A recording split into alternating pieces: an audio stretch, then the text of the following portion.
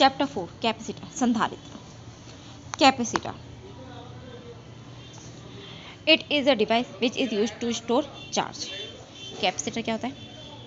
एक डिवाइस है जो चार्ज को स्टोर करता है। आपने देखा होगा अपने घरों में फैन होता है, फैन के ऊपर एक छोटा सा वाइट कलर का सिलेंड्रिकल एक डिवाइस लगा हुआ होता है। जब फैन ख़राब हो जाता है या उसकी स्पीड को बढ़ाना होता है तो हम क्या करते हैं कि रिपेयर करने के लिए देते हैं, तो वो आके उस पर क्या लगाता है, एक कंडेंसर लगाता है। वो कंडेंसर ही क्या होता है? हमारा कैपेसिटर होता है, जो फैन के ऊपर लगा हुआ होता है वाइट कलर का। तो वही क्या है? हमारा कैपेसिटर होता है। अब कैपेसिटेंस क्या होता है? कैपेसिटेंस क्या होता है? कैपेसिटर की वैल्यू होती है। कैपेसिटेंस क्या है? कैपेसिटर की वैल्यू होती है। इसको हम कैसे डिफाइन कर सकते हैं? Q is directly proportional to V, यानी कि Q को हम जैसे जैसे इंक्रीज करेंगे V इंक्रीज होगा। या आप ऐसे बोल सकते हो जैसे हम पोटेंशियल देते हैं तो Q चार्ज इंक्रीज होता है, और चार्ज इंक्रीज होता है तो क्या होता है? पोटेंशियल इंक्रीज होता है। तो Q इज इक्वल टू क्या होता है? CV। तो C इज इक्वल टू क्या हो गया? Q upon V। C यहाँ पे कोई प्रोपोर्शन हटेगा प्रोपोर्शनल, तो क्या लगेगा? प्रोपोर्शनल कांस्टेंट आएगा, तो C आ गया प्रोपोर्शनल कांस्टेंट। और C क्या हमारा? कैपेसिटेंस है। तो Q is equal to CV। तो C यही रहेगा, V कहाँ जाएगा? इसके नीचे, तो Q अपॉन V। तो इसकी डेफिनेशन क्या हो जाएगी? Capacitance of a conductor is defined as the ratio of charge given to the conductor to the potential develop in the conductor. यानी जो चार्ज ना, किसी कैपेसिटर को हम जो चार्ज दे रहे हैं वो, और उसमें जो पोटेंशियल डेवलप हो रहा है इस चार्ज की वजह से, उनका रेशो क्या कहलाता है? हमारा कैपेसिटेंस कहलाता है। इसकी SI यूनिट क्या होती है? फैरड। और यहाँ से देखा जाए तो क्या आएगा? Coulomb per volt. ये क्या है? एक स्केलर क्वांटिटी है। तो 1 फैरड किसके इक्वल हो जाएगा? कूलम पर वोल्ट की। तो 1 फैरड की डेफिनेशन क्या हो सकती है? Capacitance is said to be 1 farad. Capacitance को क्या 1 फैरड कब कह सकते हैं? If an applying potential of 1 volt और charge of 1 coulomb is store on it. तो इसका मतलब क्या हुआ? जब 1 फैरड कब होगा, या 1 फैरड हम कब कह सकते हैं? जब हम कैपेसिटर को क्या करें, एक वोल्ट का पोटेंशियल दें और उसमें क्या हो, 1 कूलम चार्ज उसमें स्टोर हो जाए, तो उसे हम क्या कहेंगे? 1 farad. Capacitor, capacitance of spherical capacitor. Spherical capacitance की, स्फेरिकल कैपेसिटर है, उसका हम कैपेसिटेंस निकाल रहे हैं। हम बोल रहे हैं ये एक स्फेरिकल कैपेसिटर है। इस स्फेरिकल कैपेसिटर की रेडियस कितनी है? R।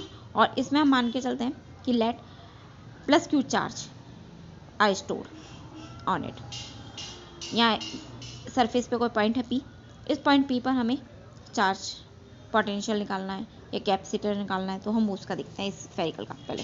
तो देखो, let M spherical capacitor having radius R, इसकी रेडियस है R। Let plus Q be the charge store on it. Plus Q charge है, फॉर्मूला अभी हमने देखा C is equal to Q upon V। अब पोटेंशियल हम उस पॉइंट P पर, इस पॉइंट P पर हम पोटेंशियल निकाल देते हैं। तो इसके सरफेस पे, हम स्फेरिकल के लिए हमने देखा था कि स्फेरिकल के लिए सरफेस पे पोटेंशियल कितना होता है? V is equal to Q upon 4 pi epsilon naught R।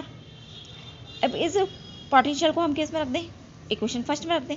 तो पोटेंशियल, ये इक्वेशन 2 को हम इक्वेशन फर्स्ट में पुट कर रहे हैं। तो C is equal to Q, V की वैल्यू क्या आ जाएगी? Q, और 4 पाई एप्सिलॉन नॉट R ऊपर चला जाएगा, तो 4 पाई एप्सिलॉन नॉट, Q से Q कैंसिल, तो C is equal to 4 pi epsilon naught R। यहाँ एप्सिलॉन नॉट क्या है? Permittivity of air. और ये किस किस पे डिपेंड करता है? यानी कि ये सब तो क्या है? कांस्टेंट है। तो C is equal to 4 pi epsilon naught R, और 4 पाई एप्सिलॉन नॉट एक कांस्टेंट वैल्यू हो गई, तो C किसके प्रोपोर्शनल है? R की। यानी कि R रेडियस जैसे जैसे इंक्रीज होगा, कैपेसिटेंस भी इसका क्या होगा? इंक्रीज होता जाएगा। सेकंड, अगर हम क्या करें, एप्सिलॉन नॉट तो किसके लिए आता है? एयर के लिए या वैक्यूम के लिए। लेकिन अगर हम इसमें कोई और मीडियम रख दें, डाइलेक्ट्रिक कांस्टेंट, जैसे ऑयल है, ग्लिसरीन है, पानी है, हम कोई और मीडियम ले लें, पैराफिन, मोम वगैरह हम इसमें ले लेते हैं, वैक्स वगैरह, तो हम देखते हैं कि उससे क्या, हाँ, कैपेसिटेंस में क्या चेंजेस होंगे। हमने क्या किया कि एयर की जगह हमने एक डाइलेक्ट्रिक कांस्टेंट या डाइलेक्ट्रिक मीडियम क्या किया, हमने उसमें एक फिल कर दिया, तो इसकी वैल्यू क्या हो जाएगी? एप्साई टाइम्स इंक्रीज हो जाएगी। तो C is equal to 4 pi epsilon naught epsilon R, फिर क्या आ जाएगा? R। तो वही लिखा है यहाँ पे CM, मीडियम है तो CM, ये हमारा क्या है? एयर में है तो इसलिए हमने C लिखा। तो Cm is equal to 4 pi epsilon, ये है हमारा एप्साई एम आर। यहाँ पे एप्साई एम की वैल्यू देखो, एप्साई नॉट एप्साई आर हो जाएगी। एप्साई आर हमने देखा था सी एम क्या है, परमिटिविटी ऑफ मीडियम। तो epsilon R is equal to epsilon M upon epsilon naught. Epsilon R क्या है, डाइलेक्ट्रिक कांस्टेंट, तो ये हो गया epsilon M is equal to epsilon naught epsilon R. तो C M is equal to epsilon M की value रख दी हमने, एप्साई नॉट एप्साई आर, और फिर क्या हो गया आर। और यही क्या हो गया हमारा 4 पाई एप्साई नॉट आर किसके इक्वल है, एयर कैपेसिटेंस के। तो हमने यहाँ पे लिख दिया C M is equal to epsilon R, तो ऐसा रह दिया 4 पाई एप्साई नॉट की जगह क्या रख दिया सी, तो एप्साई आर सी। इससे हम एप्साई आर की वैल्यू निकालेंगे, तो एप्साई आर की वैल्यू हो जाएगी सी एम अपन सी। यहाँ डाइलेक्ट्रिक कांस्टेंट, एप्साई आर को हमने क्या बोला था, डाइलेक्ट्रिक कांस्टेंट। डाइलेक्ट्रिक कांस्टेंट किन का रेशियो है,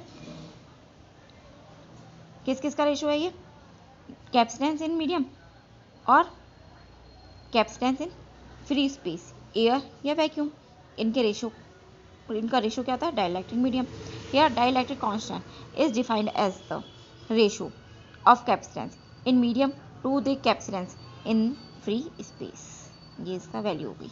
ओके, आगे हम देखते हैं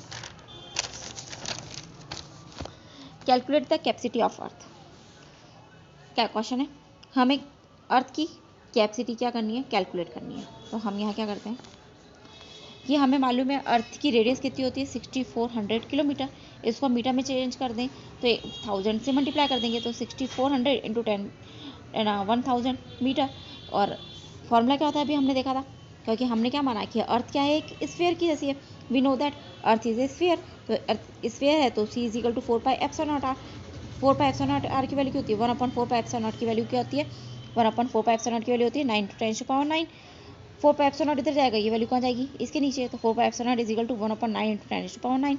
ये वैल्यू को हम क्या रख सकते हैं यहाँ पे, 1/9 × 10⁻⁹ इंटू आर की वैल्यू, रेडियस की हमने वैल्यू देखिए 6400 into 10 into 1000।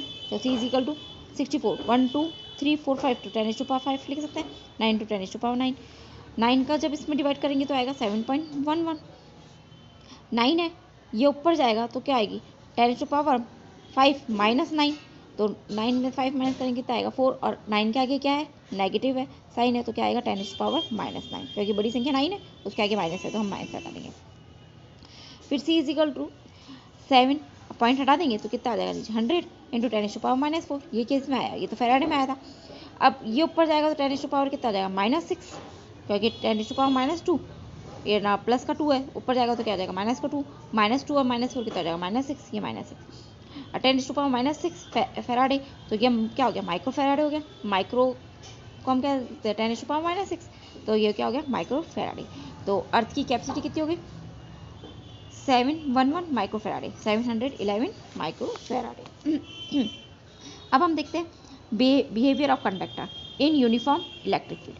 Uniform electric field में क्या हो, कंडक्टर का बिहेवियर कैसा है, देखो let a conductor is placed in uniform electric field, let E0 is applied electric field and EM is induced electric field. अब जैसे देखो मानो ये है हमारा कोई कंडक्टर, ये ना कैपेसिटर, इस यहाँ पे ये इस पे पॉजिटिव चार्ज, ये हमने इसको किसी बैटरी से जोड़ा, तो ये बाहर की तरफ क्या है एक अप्लाइड इलेक्ट्रिक फील्ड है E0। अब हमने इसके अंदर एक कंडक्टर प्लेस्ड कर दिया, प्लेस करने की वजह से ये पॉजिटिव चार्ज है, तो बाहर की तरफ इलेक्ट्रिक फील्ड की डायरेक्शन कैसे होगी, इस तरह से होगी ना। ये जो हमने दिखाई है पॉजिटिव से नेगेटिव की तरफ, पॉजिटिव से नेगेटिव तरफ, पॉजिटिव से नेगेटिव तरफ इलेक्ट्रिक फील्ड की डायरेक्शन।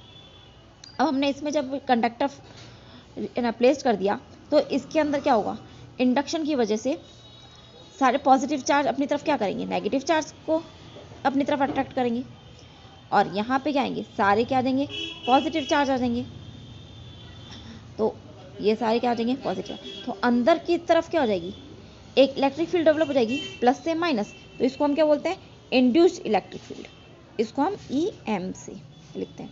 यहाँ पे हमने क्या बोला था सारे पॉजिटिव चार्ज थे, कोई हमने कैपेसिटर लिया था, जितने यहाँ पॉजिटिव है उतने ही ये नेगेटिव को अपनी तरफ अट्रैक्ट करेंगे। तो ये यहाँ पे 6 पॉजिटिव चार्ज बनाया, तो मैंने क्या किया 6 इसने नेगेटिव चार्ज को अपनी तरफ अट्रैक्ट किया, इंडक्शन हुआ और ये आ गया। वैसे यहाँ पे क्या है, सारे नेगेटिव चार्ज है, इन्होंने पॉजिटिव चार्ज को अपनी तरफ अट्रैक्ट किया, तो अंदर इंड्यूस्ड इलेक्ट्रिक फील्ड हो गई, बाहर क्या हुई हमारी अप्लाइड इलेक्ट्रिक फील्ड होगी। अब ये दोनों क्या है, इक्वल होगी, क्योंकि ये पॉजिटिव चार्ज और ये नेगेटिव चार्ज क्या इक्वल है। तो इन्होंने क्या किया कि ना दोनों तरफ क्या हुई इलेक्ट्रिक फील्ड इक्वल हुई, तो इलेक्ट्रिक फील्ड एक ही डायरेक्शन, इस डायरेक्शन ये डायरेक्शन एक दूसरे की क्या अपोजिट है, जिसकी वजह से ये दोनों क्या करेंगे एक दूसरे को कैंसिल कर देंगे, तो नेट इलेक्ट्रिक फील्ड क्या हो जाएगा 0। तो इसलिए यहाँ लिखा हुआ है फर्स्ट, इसकी फर्स्ट प्रॉपर्टी क्या होगी, net electric field inside the conductor is 0। तो अंदर की तरफ क्या होगी, कंडक्टर के अंदर इलेक्ट्रिक फील्ड क्या होगी 0 होगी। तो net electric field E equal to E naught minus E M लिखा, माइनस क्यों लिखा, क्योंकि डायरेक्शन क्या है अपोजिट है एक दूसरे के, तो इसको हम पॉजिटिव ले रहे हैं तो इसको हम क्या लिखेंगे नेगेटिव, माइनस का ई है, और दोनों क्या है इक्वल है, तो हमने क्या किया ई एम को क्या लिख सकते हैं ई नॉट लिख सकते हैं, और ये वैल्यू क्या हो जाएगी 0। सेकेंड है total charge inside the conductor. इस कंडक्टर के अंदर क्या है टोटल चार्ज क्या होगा 0 होगा। 0 क्यों होगा, क्योंकि जितने पॉजिटिव चार्ज है उतने ही क्या है नेगेटिव चार्ज है, तो दोनों के मैग्नीट्यूड सेम है, लेकिन इनका नेचर क्या है अपोजिट्स है, तो जिसकी वजह से ये क्या होंगे एक दूसरे को कैंसिल कर देंगे, न्यूट्रल कर देंगे, तो वैल्यू क्या हो जाएगी 0। इसको हम प्रूव भी कर सकते हैं गाउस थ्योरम से। देखो फॉर्मूला क्या होता है, line integral E dot D R equal to Q upon epsilon not.